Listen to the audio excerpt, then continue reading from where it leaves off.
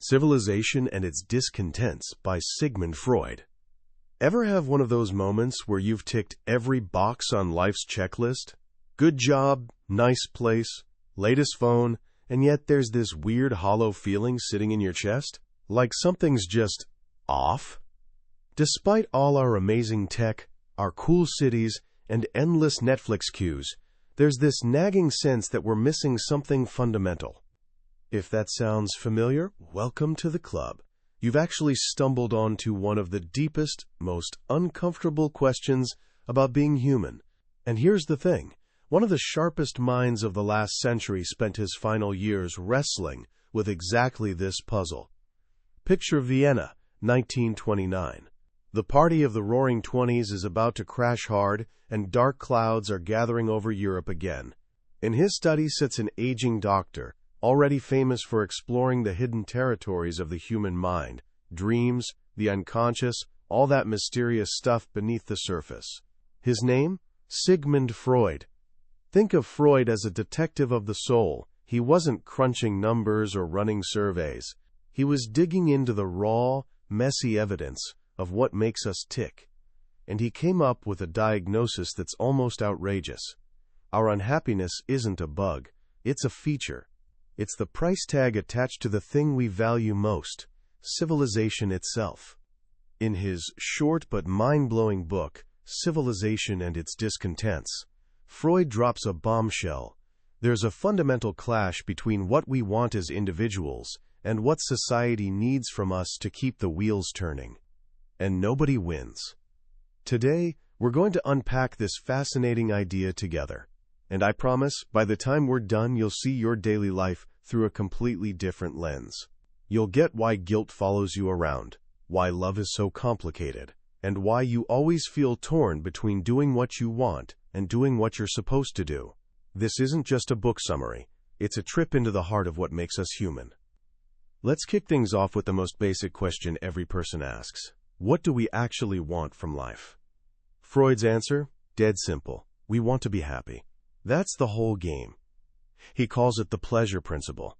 From day one, we're hardwired to chase what feels good and run from what hurts. Pleasure? More please. Pain? Get it away from me. But here's the puzzle. If it's that straightforward, why is happiness so slippery? Why can't we just grab it and hold on? Freud points to three relentless killjoys that constantly mess with our happiness. First up, nature. Earthquakes, hurricanes, diseases. The natural world doesn't care about your feelings. It'll crush you without a second thought, just because it's Tuesday. Second, our own bodies. We get sick, we get old, things hurt, and eventually, we check out permanently.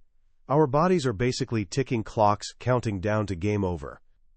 But the third one? This is the kicker, and honestly, the most painful. Other people. The lies, the backstabbing, the heartbreak, the conflicts. Other humans cause us more suffering than anything else. And this one stings the most because, unlike a tornado, it feels preventable. We think, why does it have to be this way? So here we are, tiny and vulnerable, sandwiched between an indifferent universe, our crumbling bodies, and unpredictable other people. What's our move? We team up. We build civilization. Think of civilization as humanity's ultimate defense strategy. It's everything we've created to shield ourselves from suffering. We build levees to stop floods. We invent medicine to fight disease. And crucially, we create rules, laws, and social systems to manage how we deal with each other so we don't just tear each other apart. This is the grand bargain of human history. We trade some of our wild, do-whatever-we-want freedom for a degree of safety. In the jungle, sure, I can do anything I want, but someone stronger can also take me out and steal my stuff. In civilization, I give up my right to just take what I want, and in return, everyone else agrees not to club me over the head. It's a trade. And on paper? Pretty solid deal. But this is where Freud shows us the fine print, written in the ink of our deepest drives. To make civilization work, we have to cage some of our most powerful urges. Freud says there are two big ones we've got to lock down: our drive toward aggression and our drive toward love and sex. Let's talk aggression first.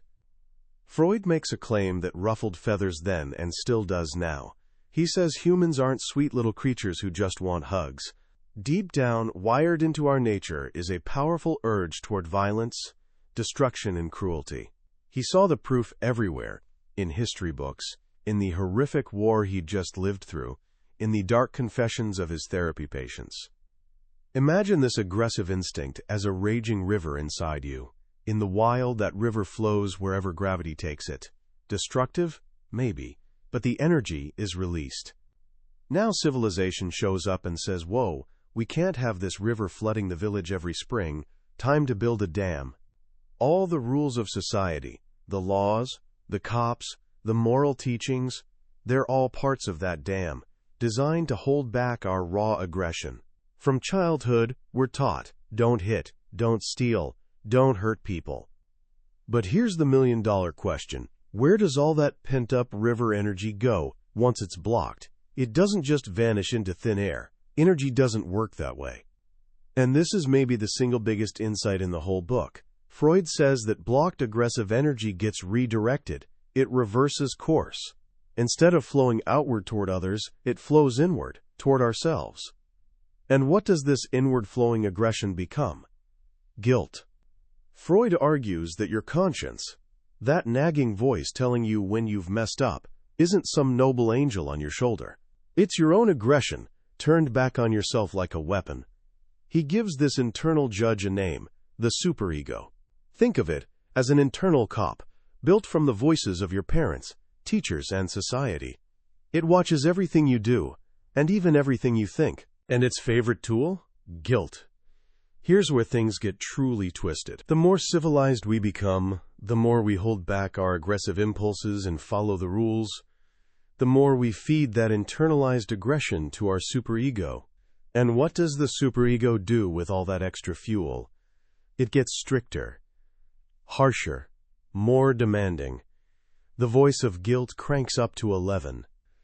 This is why, Freud notes, some of the most virtuous saintly people in history are often tormented by crushing feelings of sinfulness. They've suppressed so much aggression that their superego has become an absolute tyrant. This is the source of our discontent. The very act of becoming good, civilized people creates constant internal tension, a gnawing guilt that eats at us and makes us miserable. We've made ourselves safer from each other, but we've become prisoners of our own minds. The price of civilization is this persistent, often unconscious sense of guilt. But aggression isn't the only instinct civilization puts on a leash. There's also love. Freud uses the Greek word eros to describe the life instinct, the force that drives us to create, connect, build, and love. It's what brings people together. Its purest, most intense form is sexual love. When two people fall head over heels, they want to merge into one. They create their own little universe, often shutting out everyone else. Lovers, Freud says, are complete in themselves. But civilization has a problem with this. That intense bonding energy, what Freud calls libido, is too precious to waste on just one person. Society needs that glue to hold the whole community together.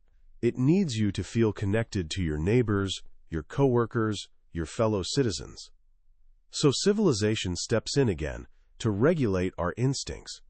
It can't have all your loving energy focused on your partner and family. It needs you to spread it around. How? By creating what Freud calls aim-inhibited love.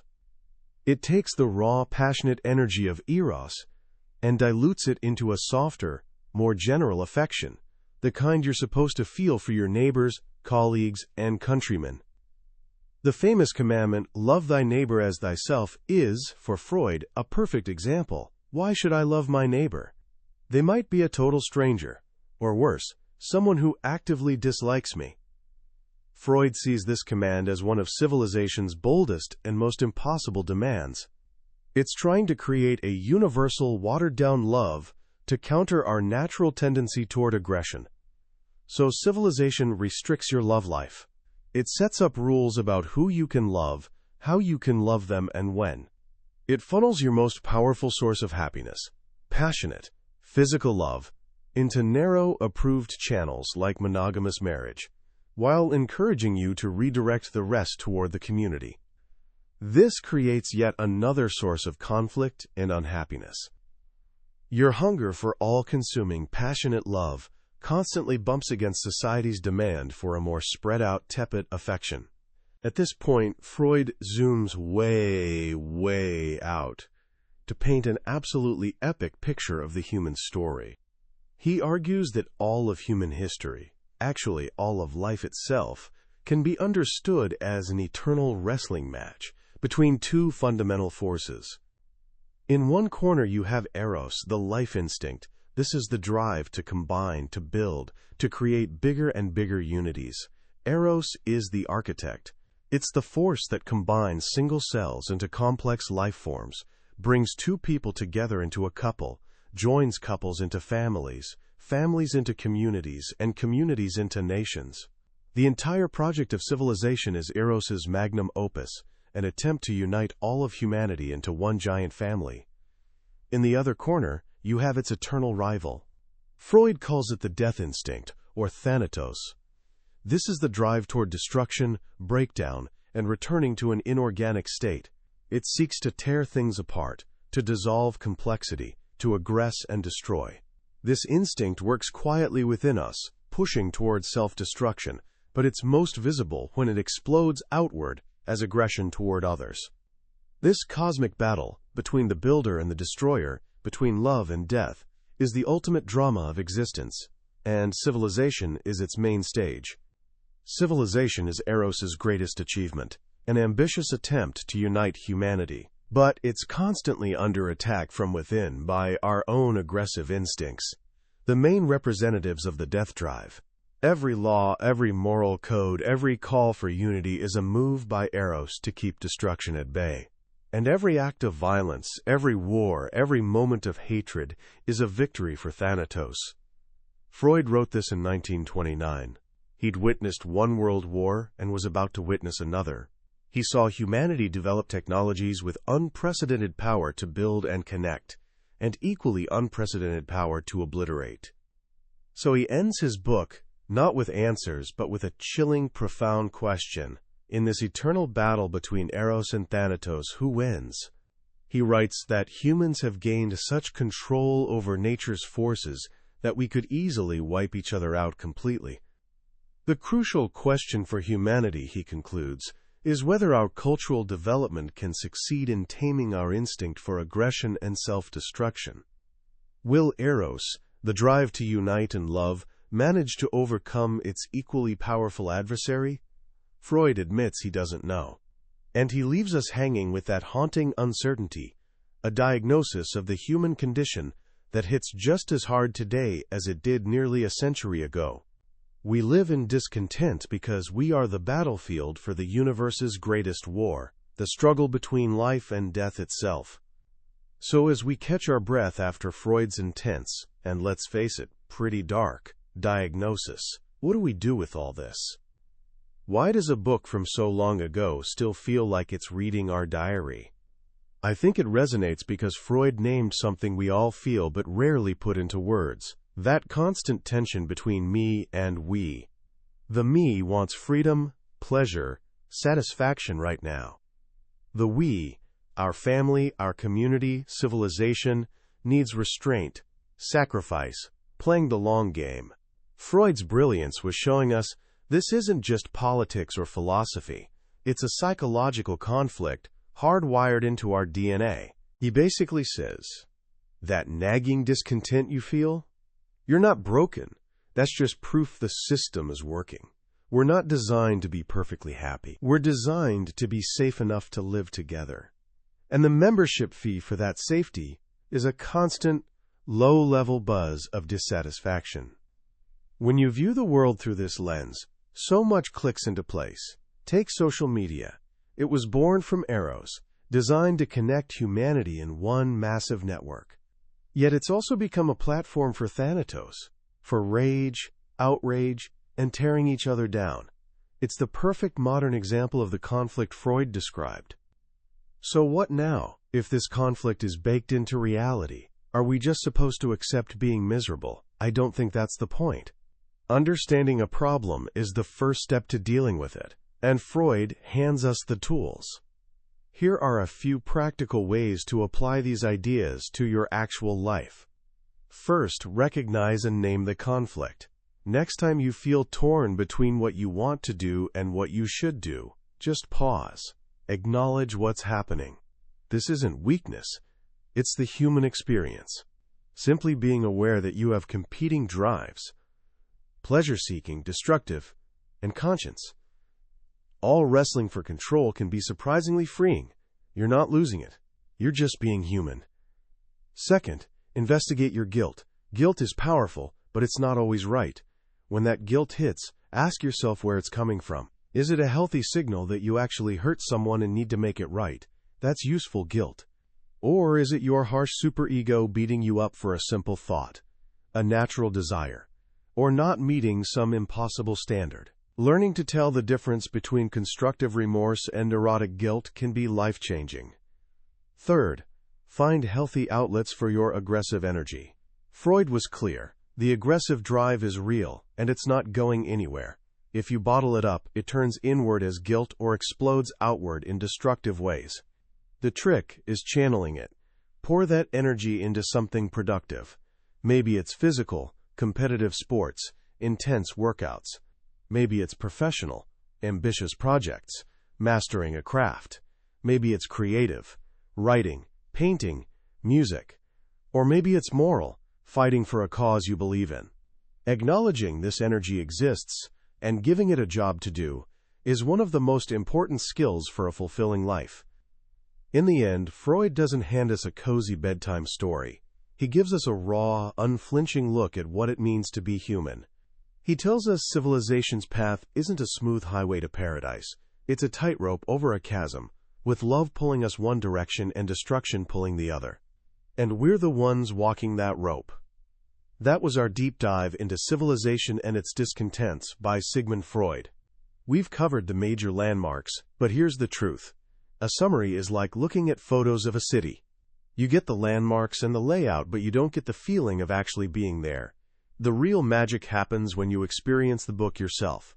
It's in those quiet moments, when a particular phrase or challenging idea suddenly unlocks something new in your mind. Think of this summary as a doorway. If any of these ideas resonated with you today, I encourage you to walk through it. Reading this book isn't just intellectual exercise. It's an experience that can fundamentally shift how you see yourself and your place in the world. You'll find a link to the book in the description below. Also, if this journey into the human mind added value to your day, show some love by hitting that like button and subscribing to the channel. That way, you won't miss our next exploration of another mind-expanding book. Let's keep learning and growing together.